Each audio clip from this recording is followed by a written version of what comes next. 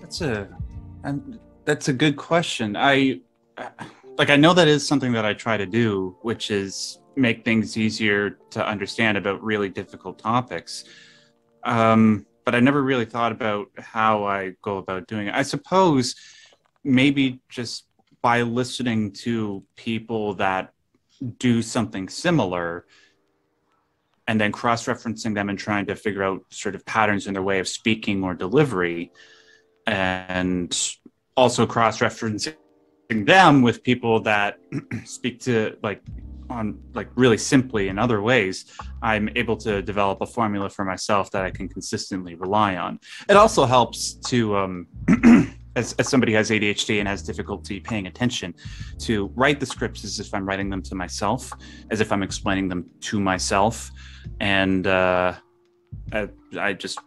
guess naturally, by following that, things just happen to work out. But yeah, that's actually a question I got to think about a little bit more on my own. Thanks for that. It's my pleasure.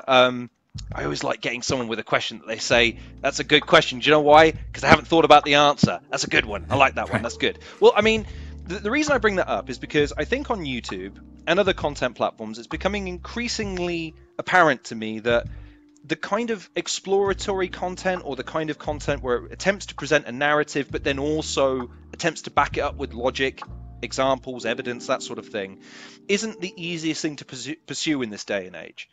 One of the things I wanted to ask you was, given the nature of all of your videos, in fact, I haven't found an example yet where you kind of turn up and say, "Wazah!" and then peace out.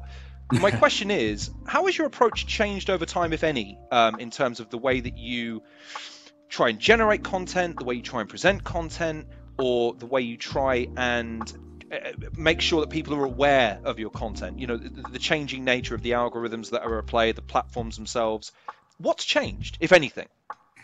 Well, I would say, sorry, I'm just getting over COVID. I would say,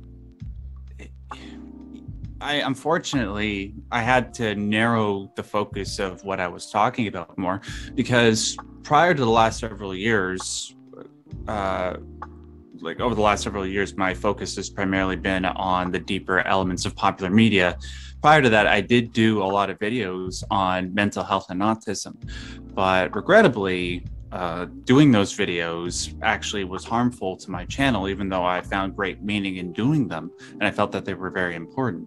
They got less views than the stuff on philosophy and video games, psychology, religious symbolism, for whatever reason. So I had to stop doing those other things in order to be able to continue doing what I did as a full-time job. And then also I've actually been working with somebody who works in data analysis, and he has been looking at my analytics to try and figure out, maybe if we do this particular thing or that particular thing, we can drive more traffic to your channel. One of those things happens to be making a website outside of YouTube to drive people who aren't always on YouTube to the channel. And that's helped out a lot. Those are just a couple of examples off the top of my head, but yeah, those are the primary ones, and everything else is just very, very minor tweaks here and there to help things. But mostly I've just done what I've always wanted to do. And when I absolutely couldn't, then I made the changes where necessary.